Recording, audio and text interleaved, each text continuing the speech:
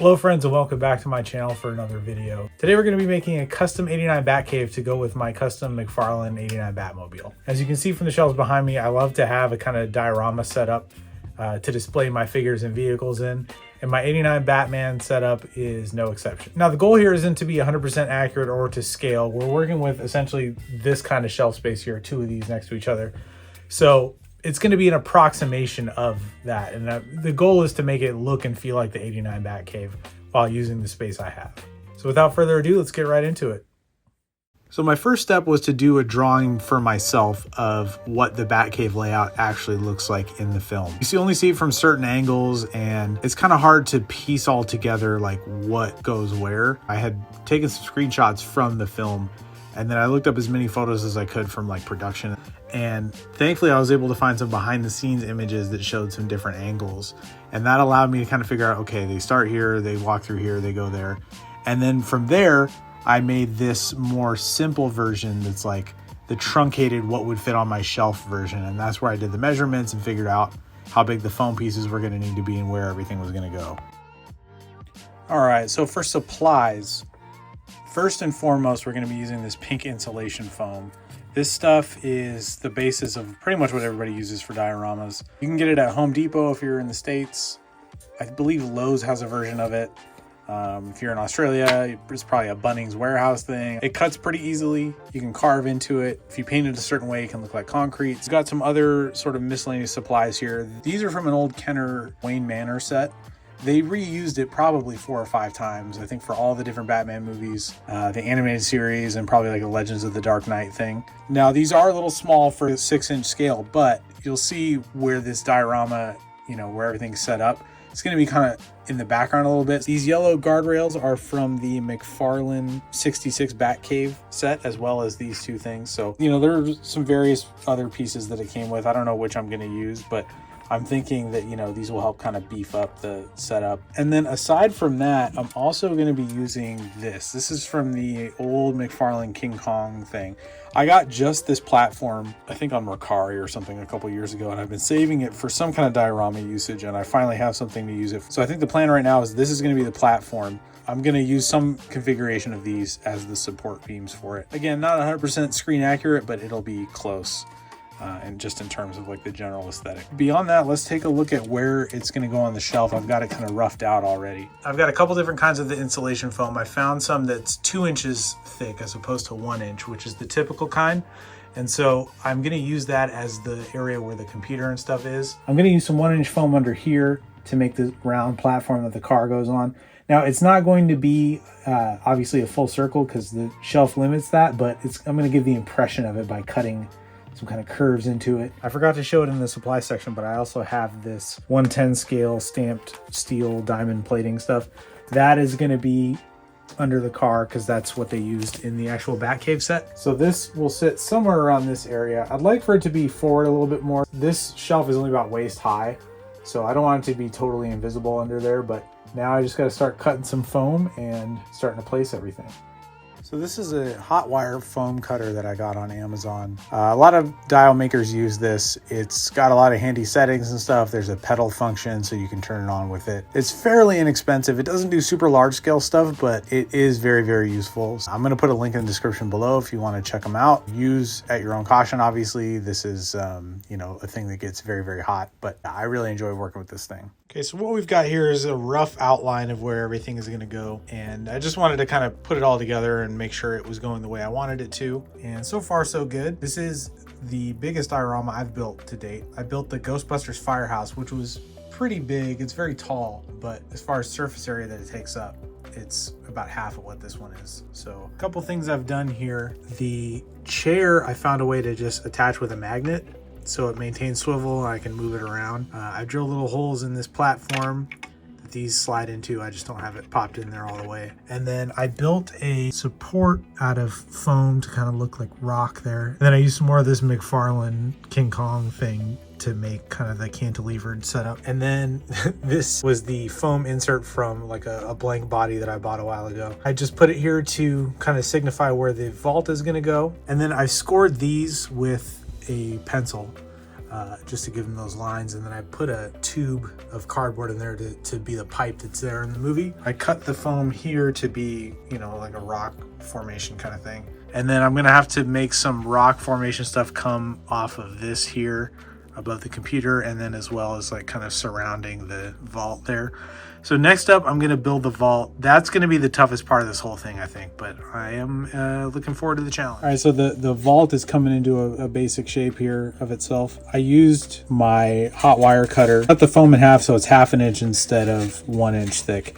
And then I just glued these together. To cut this out, I traced the shape I wanted and then just took an X-Acto knife. And because it was only 1 inch thick, I was able to cut through. I took the cutout shape and I sanded both the edge of this and the edge of this. So this is going to be the interior of the vault door so that when it closes, it goes like that. And then I have traced out another shape on a thicker piece of styrene, and that is going to serve as the outer layer of the door. And then I'm going to have to build the hinges. I have some styrene tubing and rods, and I'm going to construct the hinges out of that. Once that's done, basically it's a vault door, so it's got, you know, like a turn wheel thing. It's got rods that latch into place. It's got a bunch of rivets on it and all that. So I'm going to be building all that out of various materials, and I'll show those as I go. But this is the fun part. Now I get to add the little details and stuff, and that's the part I always enjoy the most. So progress update on the vault here. I've got the door finished. These little guys are these like pearl dots that I get them at Michael's Crafts. You can get them, I think, at any craft store. And they're basically to just kind of like bedazzle stuff. They're probably for like scrapbooking and that sort of thing, but they work really well as like little rivets. These larger ones are enamel dots. Now, I used bigger versions of these from the same package for my Batmobile gas caps. Those I found also at the craft store. I've not been able to find the exact ones on Amazon, but I'll put a link to something similar. These are little wooden discs from the craft store as well, and then this little wheel is also from the craft store. It came in a pack like this. You can see the one I used is there, so I will look for these on Amazon as well to give you all a link for them if possible. These are styrene straw pieces, pretty solid, and so I'm going to use the rods that fit inside and make them come out of the side of this piece, and then essentially these will just kind of hook on like that and rest like that. This is a piece that I cut out of this, and then I cut out the centerpiece, obviously, and then I put more of these little styrene rods in it. The Batcave vault door had these, so that I think, you know, when the wheel is turned, these kind of push out. I'm gonna spray paint this black. Reason being is that there's a lot of nooks and crannies and stuff, and the spray paint won't hurt this at all, but it would eat through this. So I'll have to paint this with acrylic paint by hand. And then once everything is black, I'm gonna go over it with like the silver and do some dry brushing to make it look the color that it's supposed to be. Once that's done, I'm gonna cut out some foam, EVA foam. This is used a lot by cosplayers and stuff. And I'm gonna cut out a piece that is this shape, and that's gonna go in here, and then that's where all his gadgets will go. So I'll cut out little holes for them. That black foam is a nice enough density that it's not going to look like out of scale. It'll be, I think, just perfect for this. So I'll trace out the little weapons and stuff and put them in there. So I'm working on painting the vault door, and I'm trying something a little different than I have ever done before. Taking this really soft, just cheap craft store brush, and I'm dabbing the paint on like this because I want it to have kind of a textured metal look. This plastic is so smooth, right? So it's not really gonna give it that on its own, and it would have like brush strokes if I were to just brush it on.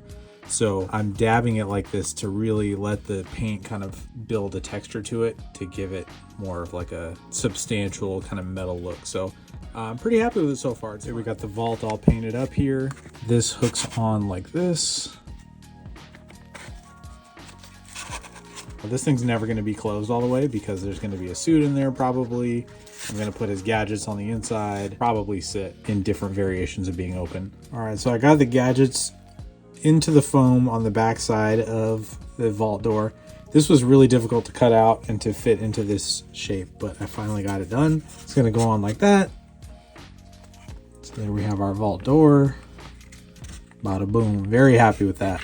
So next what I'm doing is I'm trying to bulk out the cave walls a bit. So let me zoom out here.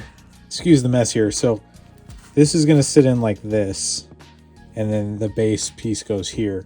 I want to bulk this out with some rock formation stuff, and I don't want to have to cut a bunch of this and like glue it on in weird spots.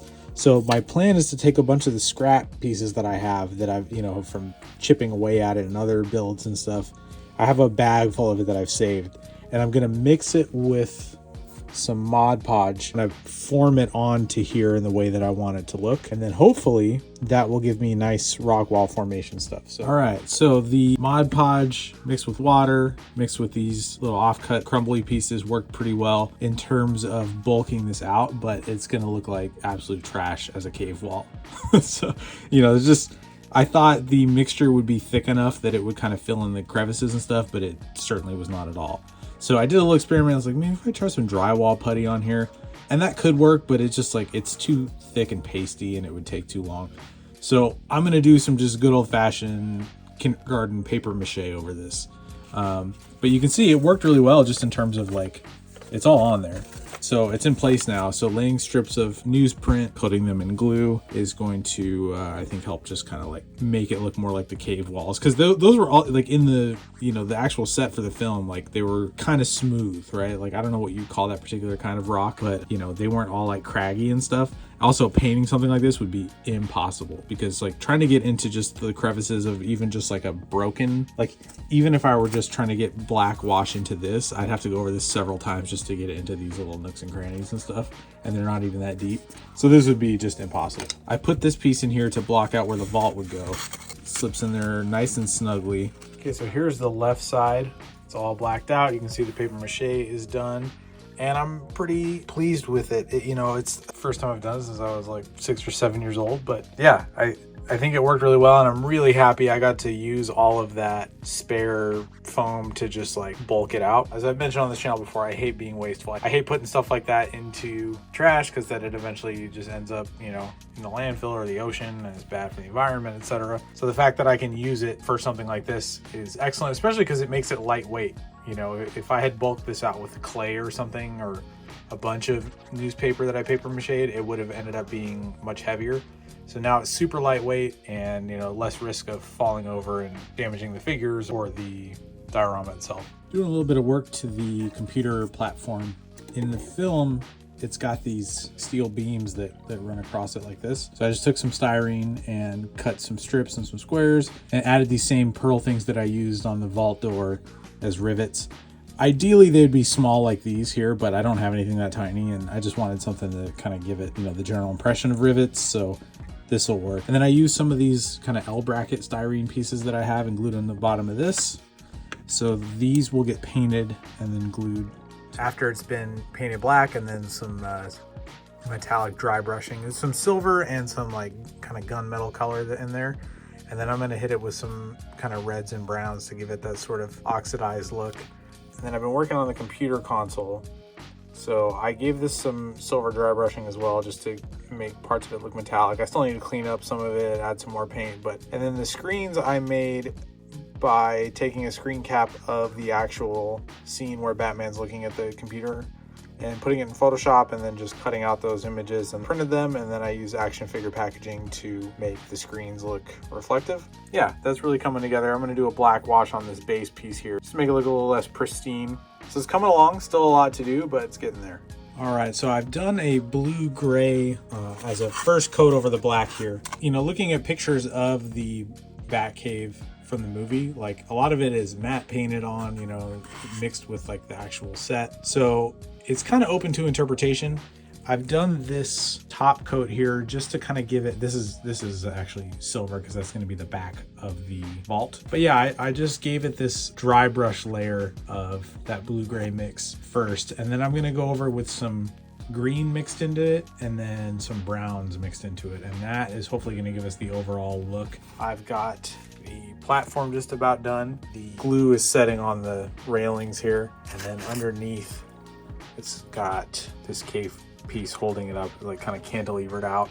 Over here, this piece is pretty much done now. So the next step is to cover it with some glossy Mod Podge. What that's going to do is give it that wet stone look that we see in the film, and that, you know, is evident in a lot of caves. Okay, so this is a fun little detail in the film. When Batman pulls into the Batcave with Vicky Vale and they get out, you can see a metal bird cage hanging next to the car, and we never get a close-up, but presumably there's a bat in there. So I found this little 1/12 scale bird cage. I think the one in the movie is silver, but I'm gonna leave this one gold because the whole kind of aesthetic of this version of Batman is a sort of black and gold, black and yellow. So I thought it would work pretty well like this.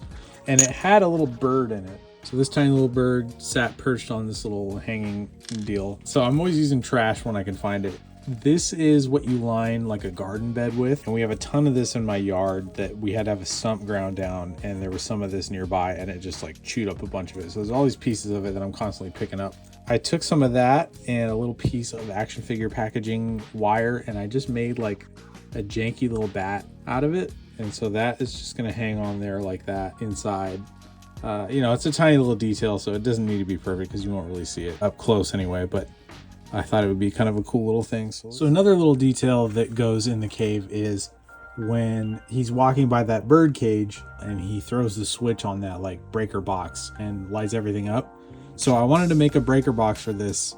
I couldn't find anything that looked exactly how I wanted to, but I was able to cobble something together. So this is actually, this base piece here is a Barbie clipboard. So I found this clipboard. I was like, I could probably use that for something. And it does kind of look like it has a switch on it. So I thought that was pretty perfect. And then this is actually a leftover piece from the McFarlane, the Flash Batmobile. There was one of these on either side of the driver's seat. And then these are just those styrene rods that I use for other stuff.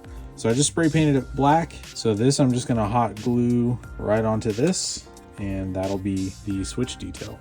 Okay, working on the car platform piece, and one thing I realized I'm missing, so I have this railing piece and that's gonna go right about here, because once they leave the car, there's a catwalk behind like this big cylindrical like pylon that has the same finish as these. Obviously I don't have room for that, but it would go right about, you know, here somewhere.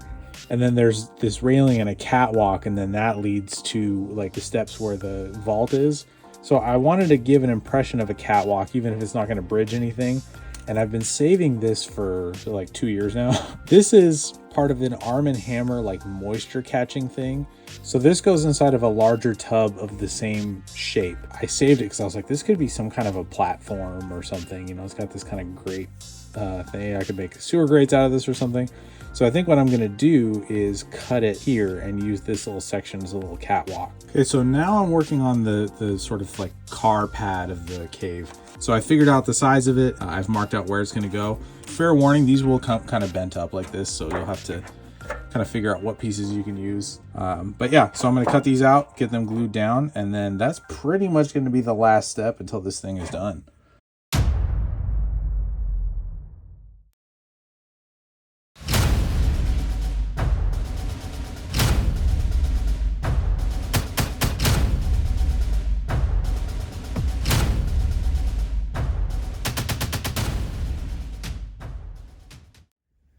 Now, hopefully this isn't getting too blown out on camera, because when I did some test footage earlier, it was looking way brighter.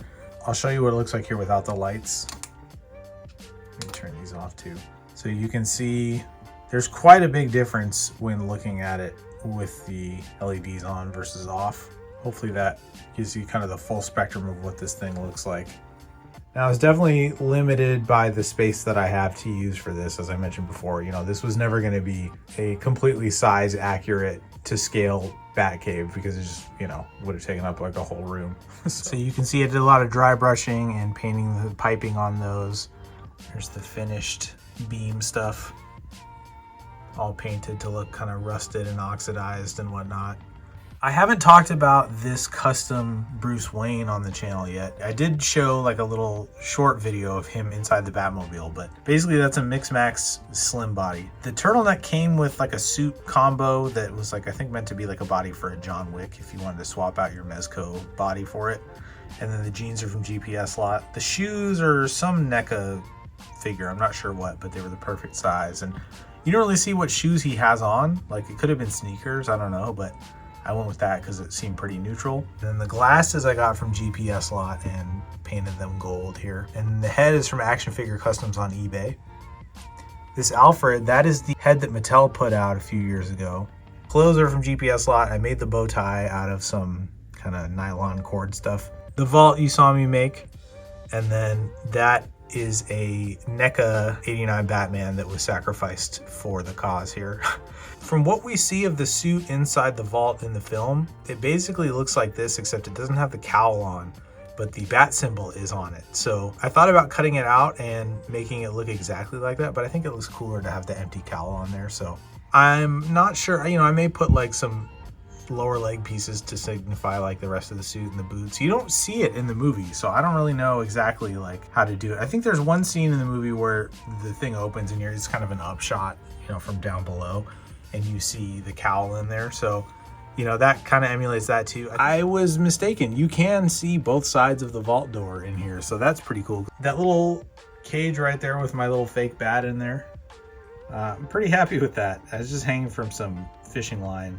Again, I thought about painting it silver, and actually I repainted the wheels on my Batmobile because they were too dark when I tinted them, because I did it outside and I didn't account for the way the lighting would change. So while I was painting them silver, I was like, maybe I should do that cage.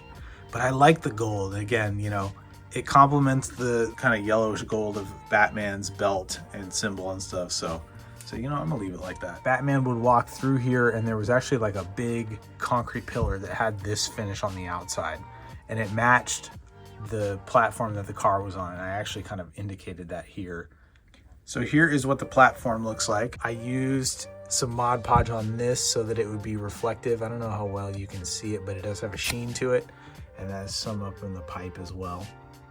I may play with the height of that black board in the back. You know, I wanted these to disappear up into that, and I didn't really think too much about the height of this because this comes up to like my mid-thigh probably when I'm standing. So, you know, the actual like vantage point you see it from is like this. So, you know, you'd have to really kind of bend down to look at it. You know, like I don't see the top, so I thought that was kind of a perfect height. Now, if you're new to the channel and you're noticing that this Batmobile looks different than your McFarlane Batmobile, that's because I customized it, and I have a 2-part video series on the channel about how I did it, including how I chopped the canopy, how I made the gas caps, little machine guns that go on it. So if you're curious about that, and you know, if you haven't seen it yet and you want to make your own, I have basically a tutorial on how I did it. A lot of people have used it, which is really great. I've made a lot of new friends from it. It's been wonderful. You know, it's a little interesting. I was the first person on the internet that I know of to have chopped that canopy and used the method that I did.